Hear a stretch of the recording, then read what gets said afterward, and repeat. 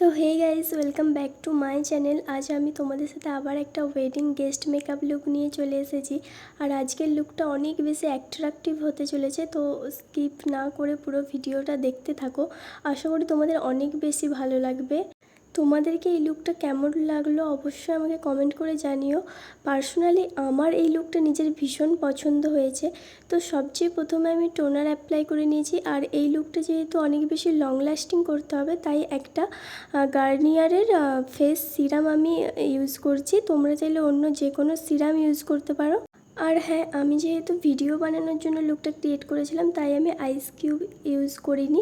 তবে তোমরা যদি ওয়েডিং পারপাসে লুকটা ক্রিয়েট করো তাহলে কিন্তু আইস কিউব অবশ্যই ইউজ করে নেবে, তাহলে লুকটা অনেক বেশি লং লাস্টিং হবে আর একদমই মেকআপ গলে যাবে না।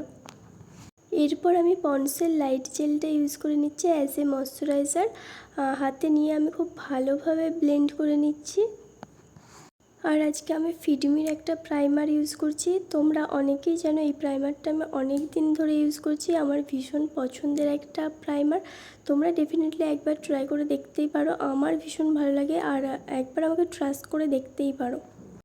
আমি একটা আইশ্যাডো প্যালেট থেকে ব্ল্যাক কালারের শেড নিয়ে আইব্রোটা ড্র করে নিচ্ছি। তোমরা চাইলে যে কোনো আইব্রো কিটও ইউজ করতে পারো, আবার কোনো পেন্সিল মানে কাজল পেন্সিল, তারপর জেল আইলাইনার, যে কোনো কিছু দিয়ে আইব্রো ড্র করে নিতে পারো।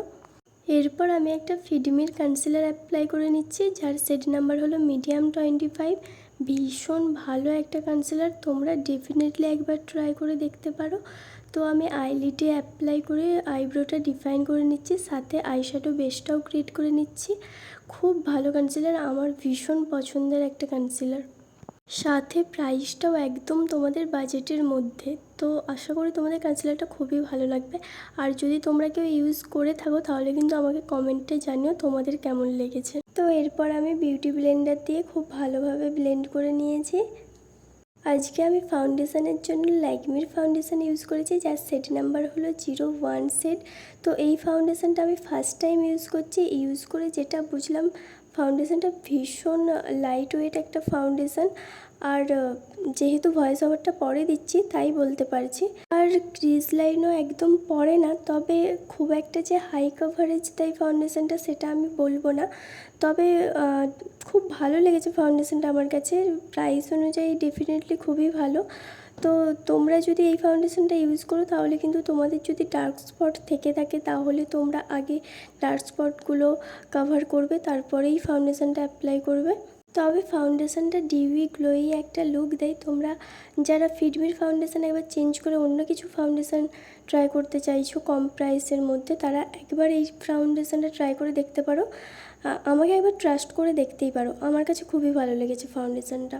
এরপর আমি ইনসাইটের প্রো কনসিলার প্যালেটটা থেকে ডার্ক ব্রাউন শেডটা নিয়ে আমার কন্ট্যুরিং এরিয়াগুলোতে কন্ট্যুর করে নিচ্ছি।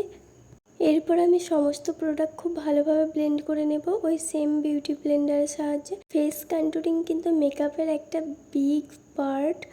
আর ফেস কন্ট্যুরিং না করলে কিন্তু মেকআপটাই কেমন যেন সম্পূর্ণ হয় না, আমার মনে হয়। পার্সোনালি এটা আমার মতামত। তোমাদের কি মনে হয় সেটা কিন্তু আমাকে কমেন্ট বক্সে জানাতে পারো। আর আমার মতো এরকম ন্যাচারাল গ্লোয়িং ব্লাশার অ্যাপ্লাই করতে চাইলে কিন্তু আমি একটা হ্যাক শেয়ার করেছি আমার শর্ট ভিডিওতে, তো তোমাদেরকে সেটা কিন্তু দেখে আসতে হবে। তো আমি আমার ফুল মেকআপ বেসটা ক্রিয়েট করে নেওয়ার পর সুগারের হোয়াইট লুজ পাউডারটা দিয়ে খুব ভালোভাবে মেকআপ বেসটা সেট করে নিচ্ছি। এরপর ফেসের মধ্যে এক্সট্রা ডাস্টগুলো একটা ব্রাশের সাহায্যে খুব ভালোভাবে ঝেড়ে ফেলে দিচ্ছি। এরপর আমি তোমাদেরকে একটা খুব সিম্পল আর খুব সহজ আই লুক ক্রিয়েট করে দেখাচ্ছি, যেটা ক্রিয়েট করতে কিন্তু তোমাদের কোনো রকম ঝুট ঝামেলাই হবে না। তো প্রথমেই দেখতে পেয়েছো আমি একটা পিঙ্ক নিউড টাইপের শেড নিয়ে আমি আমার আইলিডের আপার পোর্শনে খুব ভালোভাবে ব্লেন্ড করে দিচ্ছি।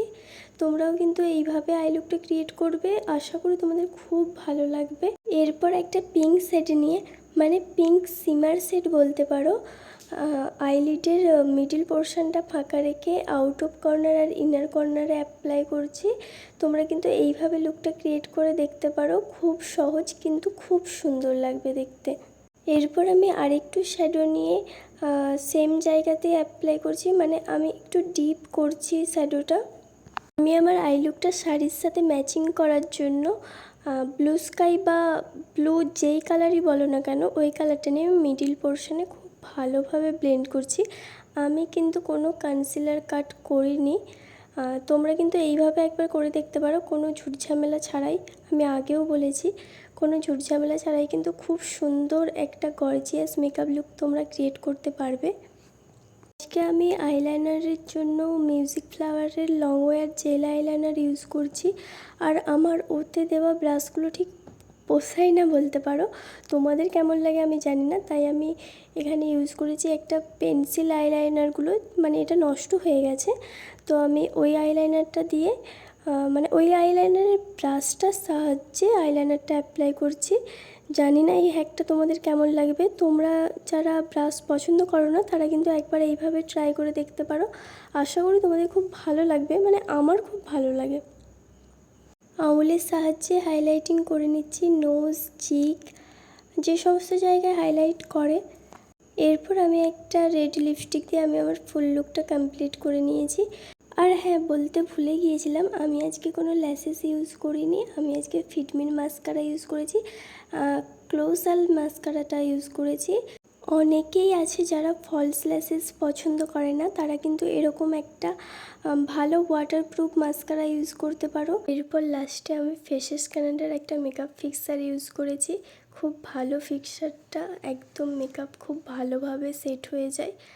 তো আমার ভিডিওটা তোমাদের কাছে কেমন লাগলো আমাকে অবশ্যই কমেন্ট করে জানিও, আর আমার চ্যানেলটা সাবস্ক্রাইব করে রাখো আরও এরকম নতুন নতুন ভিডিও পেতে। আর আমার ভিডিওটা কিন্তু তোমার বন্ধুদের সাথে অবশ্যই শেয়ার করো।